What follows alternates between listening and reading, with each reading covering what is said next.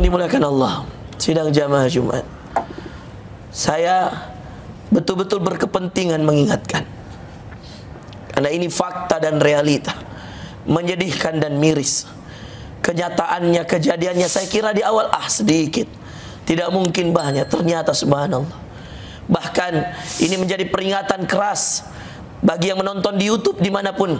Saya sampaikan, hati-hati. Bahkan ketika itu dalam lingkungan pesantren, jangan pernah merasa aman. Terus nasihati anak kita, terus sampaikan pada guru-guru, dan pada guru-guru dan ustadz-ustadz, terus antisipasi penyakit-penyakit, keanehan-keanehan dari setiap calon santri yang akan masuk ke dalam pesantren kita.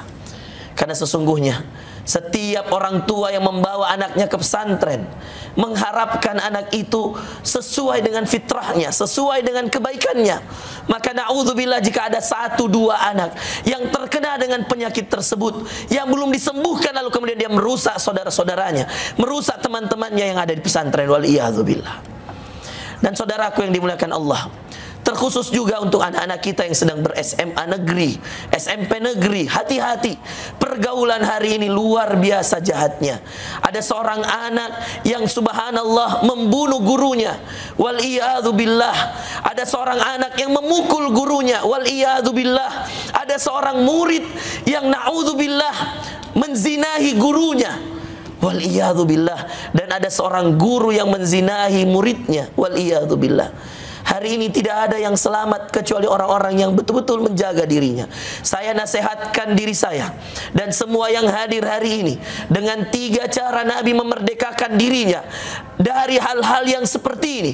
3 cara Nabi untuk menjaga dirinya setiap harinya, untuk menghindari hal-hal yang fasik, hal-hal yang zalim, hal-hal yang merusak, yang mufsid. Ada 3 hal yang selalu dirutinkan Nabi, dan saya harap ini bisa dirutinkan oleh semuanya. Karena tidak ada di antara kita, bahkan saya sebagai seorang ustadz pun, bahkan kiai, bahkan habaib, tidak ada yang bisa menjamin, saudara sekalian. Seorang Nabi Nuh saja anaknya tidak terjaga, seorang Nabi Lut saja istrinya tidak terjaga, apalagi kita.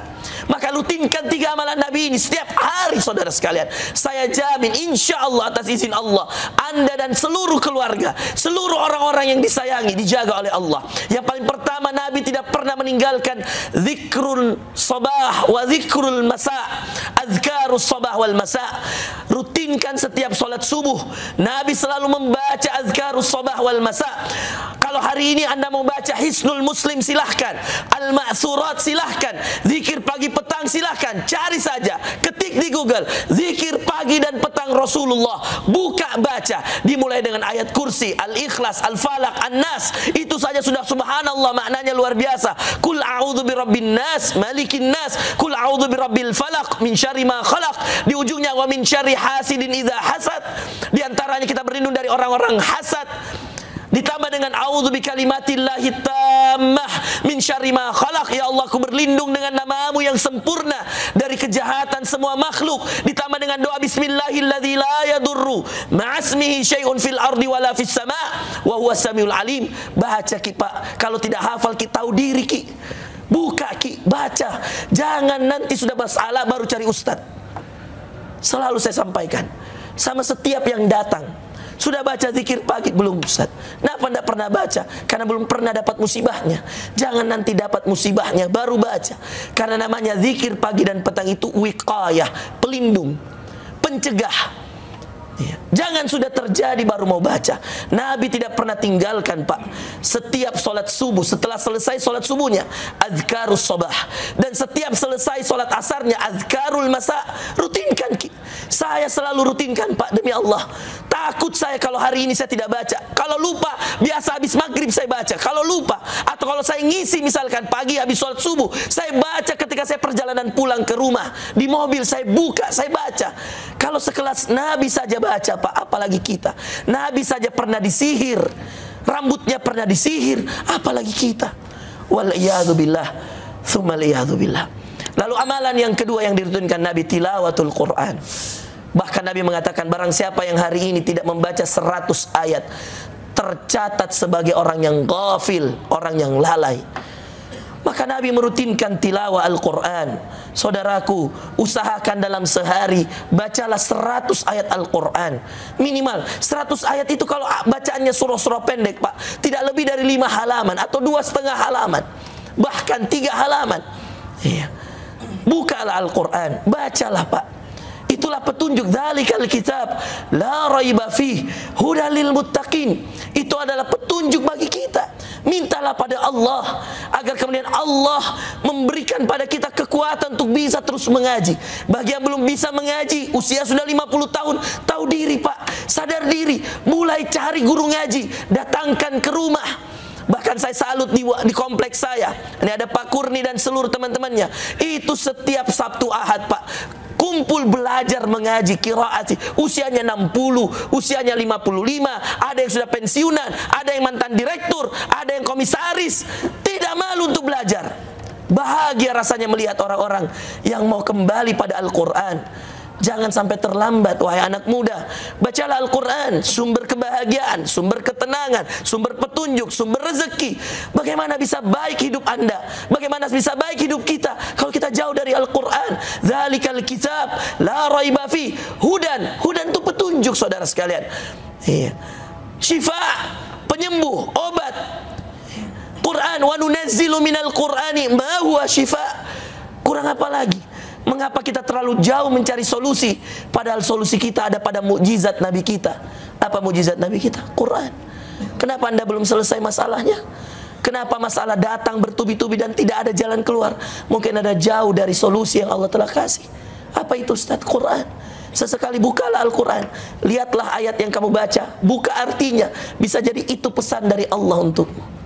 Dan kita lanjutkan pesan ketiga di khutbah kedua kita. Khutbah kedua kita insyaallah kita akan jelaskan nasihat dan amalan yang ketiga yang dilakukan Nabi SAW. Barakallahu li wa lakum fil Qur'anil azim wa nafa'ni wa iyyakum bima fihi minal ayati wa dzikril hakim. Aqulu ma tasma'un astaghfirullah li wa lakum wa lisairil muslimin min kulli dhanbin fastaghfiruh innahu huwal ghafurul barur rahim.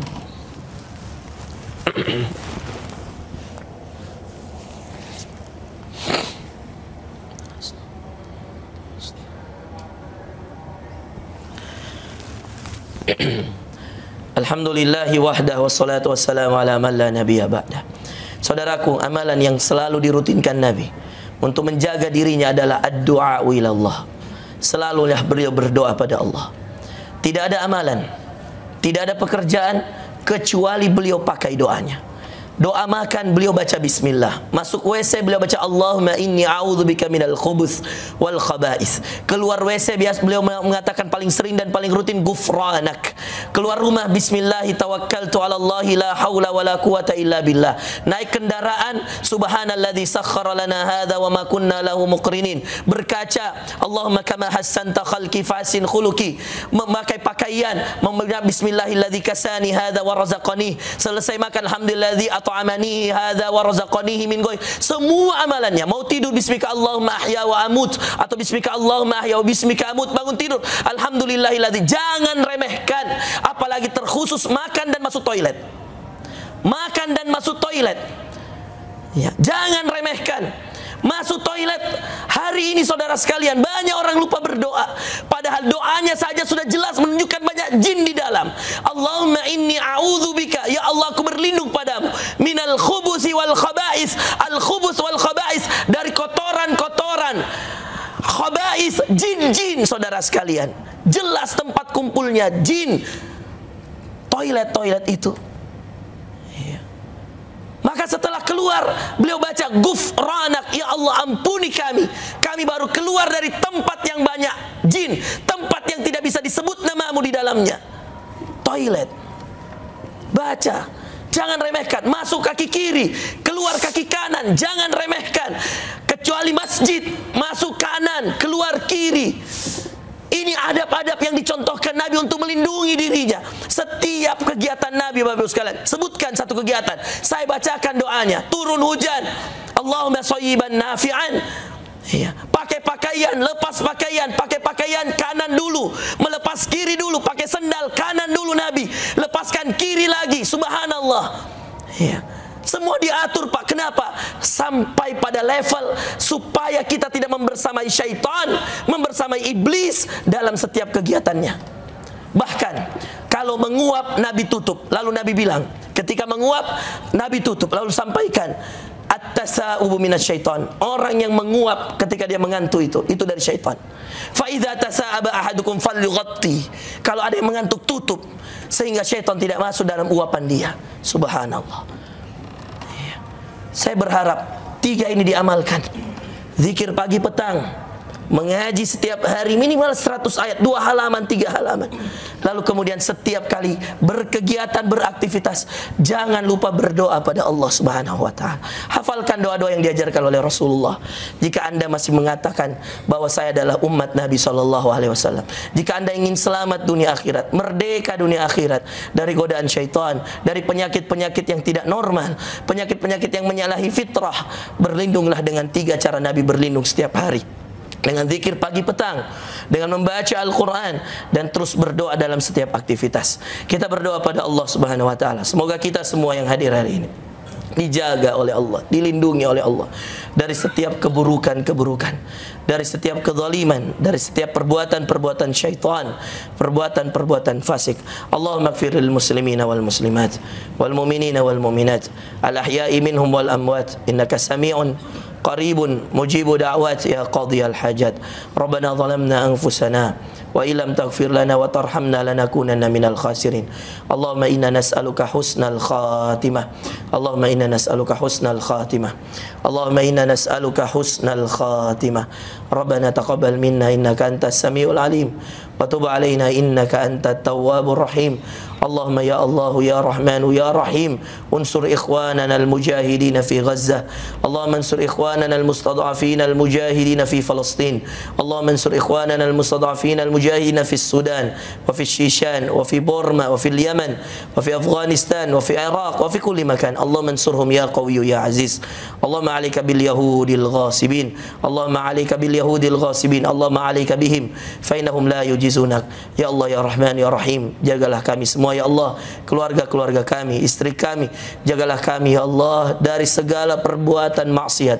Jagalah kami ya Allah dari segala perbuatan yang mengundang kemurkaan-Mu ya Allah.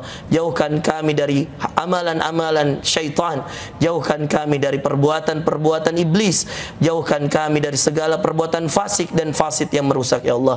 Istiqomahkan kami dalam amal saleh, istiqomahkan kami dalam ketaatan, istiqomahkan anak kami, istri kami, jadikan kami semua keluarga yang sakinah, mawaddah, warahmah, selalu dekat dengan ayat-ayat-Mu ya Allah, selalu sujud kepadamu, ruku kepadamu ya Allah. Ya Allah ya Rahman ya Rahim, izinkan kami masuk ke dalam surga Firdaus-Mu ya Allah, yang ada Rasulullah sallallahu alaihi wasallam di dalamnya. Izinkan kami menatap wajah-Mu ya Allah, menatap wajah Nabi-Mu Muhammad sallallahu alaihi wasallam. Izinkan kami mendapatkan syafaat Al-Quran, izinkan kami mendapatkan syafaat Rasulullah sallallahu alaihi wasallam.